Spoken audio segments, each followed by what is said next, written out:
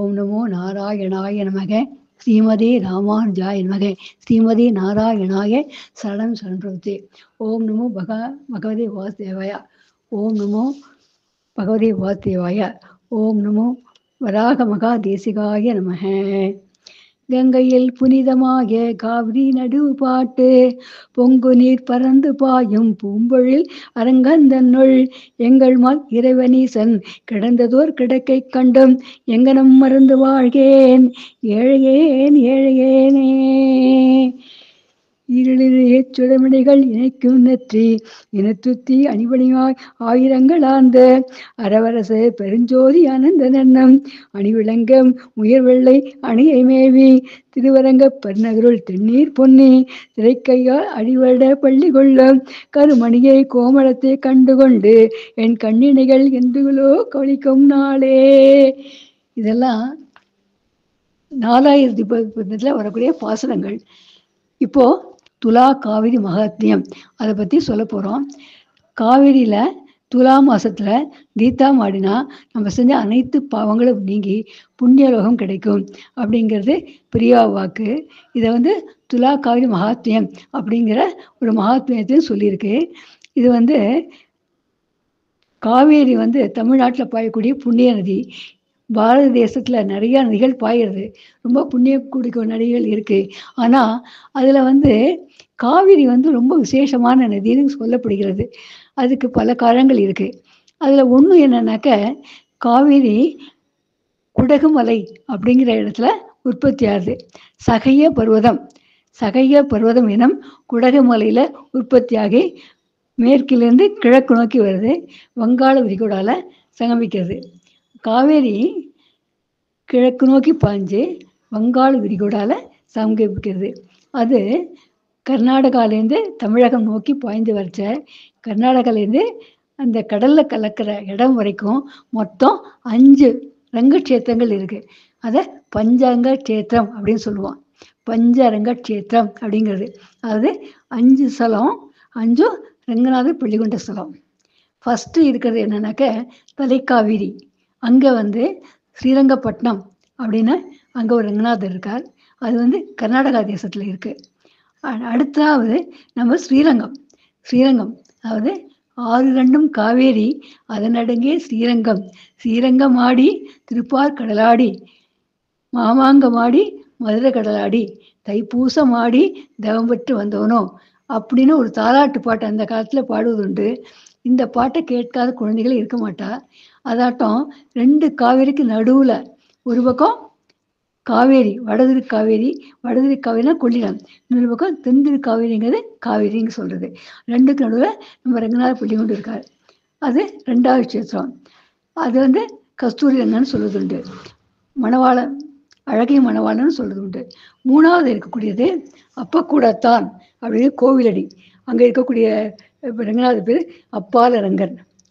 4வது நம்ம கும்பகோணம் சாருங்கர் குழந்தை எனும் கும்பகோணத்தில் இருக்கக்கூடிய சாருங்கபாணி அப்படின்னு பெருமாள். அடுத்தாக இருக்கக்கூடியது இதில் வங்காள விரிகுடாவில் கலக்கிறதுக்கு முன்னால் இருக்கக்கூடிய கஷேத்திரம்.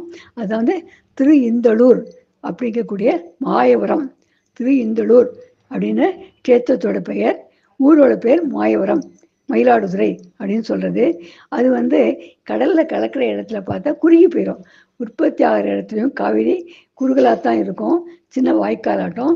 அது மாதிரி அது சங்கமிக்கிற நேரத்தில் கடலில் சமைக்கிற இடம் குறுகலாகத்தான் இருக்கும். நடுவில் தான் விரிஞ்சு பறஞ்சு காவேரி ஓடுது. இது முக்கியமாக ரங்கநாத பள்ளி கொண்டிருக்கிறது முக்கியமான ஒரு காரணம். அது இன்னொரு காரணம் என்னன்னாக்க, காவேரியை புண்ணிய நதின்னு சொல்கிறோம் இல்லையா, அது எப்போ உண்டாச்சு அப்படின்னாக்க, நம்ம இஷ்வாகு குலத்தில் தோன்றிய பின்னால் வந்தக்கூடிய அரசன் ராமன் தன்னோட பட்டாபிஷேகத்துக்கான பரிசாக விபீஷ்ணனை கூப்பிடுறாரு.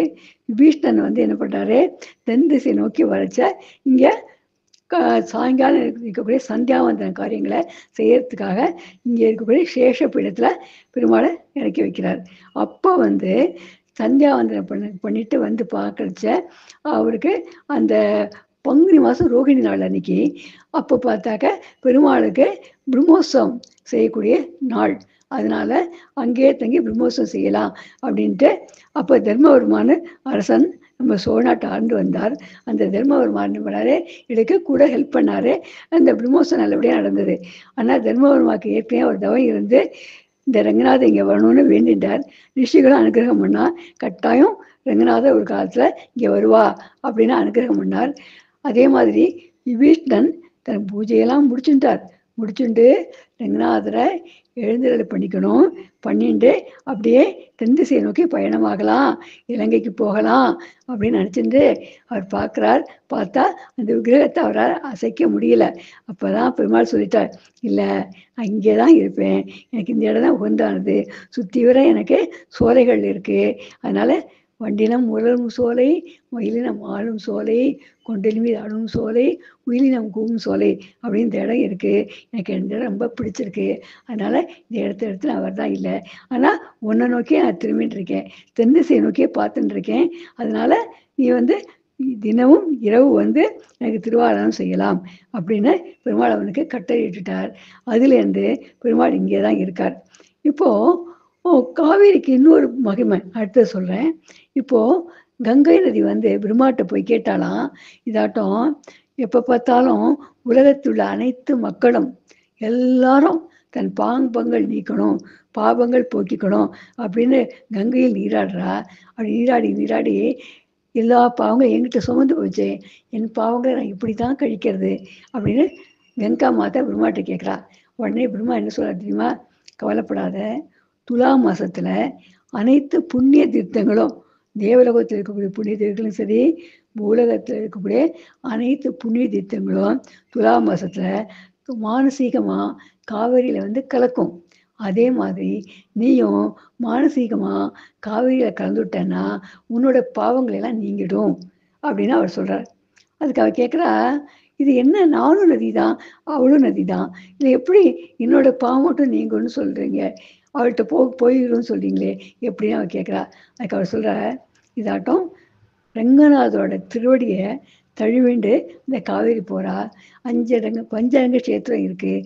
அதனால ரங்கநாதரோட திருவடி மகிமையினால அவருக்கு அவள்கிட்ட மற்றவளோட பாவம், நீ கொண்டு போய் சேர்த்த பாவம் கூட கழிஞ்சிரும் அப்படின்னு அவர் சொல்கிறார்.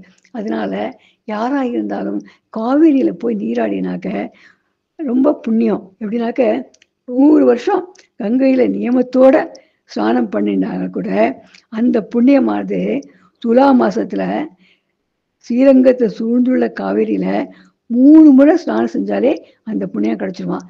அதுவும் துலா மாதம் ரொம்ப புனிதமான மாதம். இந்த மாதத்தில் இரவு பகல், துலாம்னாக்க தராசு, இரவு பகல் ரெண்டும் ஈக்குவலாக இருக்கும். அது ஒன்று. அதுல்யம் அப்படின்னு சொல்லுவாள், அன்கம்பேரபிள். துலா மாதத்தை எந்த மாதத்தையும் கம்பேர் பண்ண முடியாதான், அவ்வளோ சிறப்பு வாய்ந்த மாதம். அதனால தான் இங்கே நீராடணும் அப்படின்னு சொல்லியிருக்கா. அதனால தான் ரொம்ப மக்கள்லாம் இது பண்ணுவாள். அதோட இந்த காவிரியோடைய மகிமையும் பெருமையும், துளசியோட அர்ப்பணை செய்த பெருமையும் காவிரியோடைய பெருமையும் சேர்த்து கேட்டாக்க அவளுக்கு அவ்வளோ ஏற்கனவே அவள் பாக்கியம் செஞ்சிருந்தா தான் கேட்கக்கூடிய சந்தர்ப்பம் அவளுக்கு கிடைக்குமா. பாக்கியம் செய்யாதவளுக்கு இதை கேட்கக்கூடிய சந்தர்ப்பமே கிடைக்காது. அது மட்டும் இல்லை, காவேரியில் ஸ்நானம் பண்ணணும்னு மனசார நினைச்சா கூட அவளுக்கு பாவங்கள்லாம் கழிஞ்சிருவான். அதாவது சிலர் போய் ஸ்நானம் செய்யறதுக்கு முடியாது, ரொம்ப டிஸ்டன்ஸில் இருப்பா, அசந்தர்ப்பம் வரக்கூடிய சூழ்நிலை இருக்காது. அப்படிப்பட்டா கூட அட நம்ம கூட காவேரியில் ஸ்நானம் பண்ணலாமே அப்படின்னு மனசால நினச்சா கூட அந்த பாவங்கள்லாம் அவளுக்கு கழிஞ்சிருமா. அந்த அளவுக்கு காவேரி ரொம்ப பரிசுத்தமானது. அது மட்டும் இல்லை, துலா மாதத்தில் பித்ரு தர்ப்பணம் அதெல்லாம் கூட காவிரி கரையில் செய்யலாம். அதெல்லாம் கூட செஞ்சாக்க கோடி புண்ணியம் உண்டாகும். ஒரு சமயத்தில் இந்த ஹரிச்சந்திரன் என்ன பண்ணா, ஹரிச்சந்திரனுக்கு விஸ்வாமித்திரனுக்கும் ஹரிச்சந்திரனுக்கும் ஒரு பிரச்சனை ஏற்பட்டது. அதனால நாடு இழந்து, அரண்மனை இழந்து, மக்களையெல்லாம் இழந்துட்டான், மனைவி மகனு கூட இழந்துட்டான். ஒன்றுமே இல்லை, பசி தாகத்தோட ஒரு சாதாரண வேஷ்டியை கட்டிக்கிட்டு ஒரு இவனாட்டம் சுடுகாட்டில் வேலை பார்த்துருந்தான். சுடுகாட்டில் ஒருத்தன் விலைக்கு வாங்கினான். அந்த இடத்துல வேலை பார்த்துருந்தான். அப்போது பசி தாகத்தால் அப்படியே கால் போன போக்கில் நடந்துருந்தான் காட்டு வழியில். அந்த சமயத்தில் ஒரு ரிஷி அந்த பக்கம் உட்காந்துட்டாரு. அது பேர் கிந்தமர்னு பேர். கிந்தமர்னு ரிஷி உட்காந்துட்டாரு. அவன் என்ன பண்ணலை, அவரை கவனிக்கலை. அவனுக்கு அலட்சியம் செய்யணுங்கிற எண்ணமே கிடையாது. யாரையும் அலட்சியம் செய்யணும் அப்படிங்கிற எண்ணமே அவனுக்கு இல்லை. அவன் ரொம்ப நாளாக சாப்பிடாம நீர்த்தம் கூட குடிக்காம அப்படியே ரொம்ப வருத்தத்தில் கால் போன போக்கில் போயிட்டே இருந்தான். அதனால இந்த ரிஷியை கவனிக்கலை. ரிஷி என்ன பண்ணார், இந்த ஹரிச்சந்திரராஜானா போகிறான், இவளை கவனிக்காமலே போகிறானே. சாதாரணமாக ரிஷிகள் முனிகளை பார்த்தாக்க அவளை விழுந்து சேவிக்கணும், நடுவில் விழுந்து சேவிக்கணும், அவளுக்கு வேணுங்கிற பாத பூஜை பண்ணணும், அவளுக்கு அர்க்கியம் பாத்தியெல்லாம் கொடுக்கணும் அப்படிங்கிற சாஸ்திரத்தில் இருக்குது. நம்ம பார்த்துக்கு தனி மரியாதை பண்ணணும். வழியில் பார்த்தா கூட அவள் விழுந்து சேவிச்சுட்டா போகணும். அது மட்டும் இல்லை, ஒரு பிராமணரை பார்த்தா கூட அவருக்கு பிரதட்சணமாக தான் போடுவே தவிர அப்பிரதட்சணமாக போகக்கூடாது, வழியில் பார்த்தா கூட. அந்த மாதிரிலாம் சாஸ்திரம் சொல்கிறது. அப்படி இருக்கிறச்ச ஒரு ராஜா சக்கரவர்த்தி ஒரு ரிஷியை பார்த்துட்டு அப்படியே கேர்லெஸ்ஸாக போவானா? மாட்டான். ஆனால் இங்கே இருக்கே, ஏன் இப்படி போகிறான், ஏதோ தெரியாமல் போகிறான் போல் இருக்கு அப்படின்னு சொல்லிட்டு விட்டுட்டார். அவருக்கும் தெரியவே தெரியாது, கவனிக்கவே இல்லை.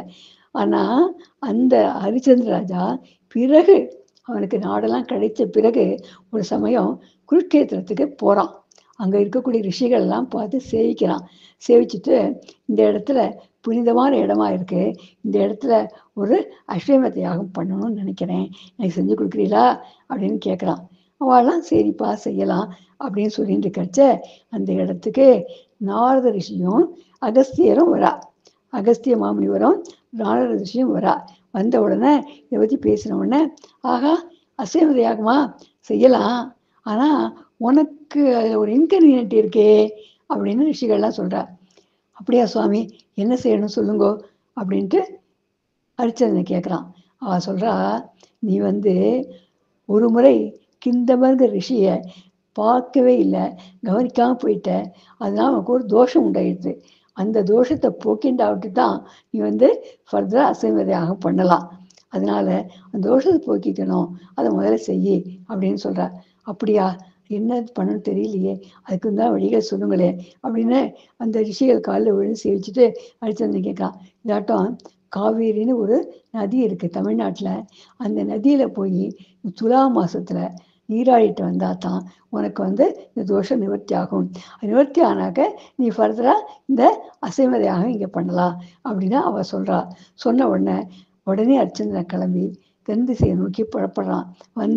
காவேரியில் ஸ்ரீரங்கத்தில் தீர்த்தம் பண்ணிட்டு தன் பாவங்களெல்லாம் கழிச்சுட்டு என்ன பண்ணுறா, மறுபடியும் போய் அசைவ யாகம் பண்ணுறா அப்படின்னு சொல்லிட்டு புராணங்கள் கூறுகின்றன.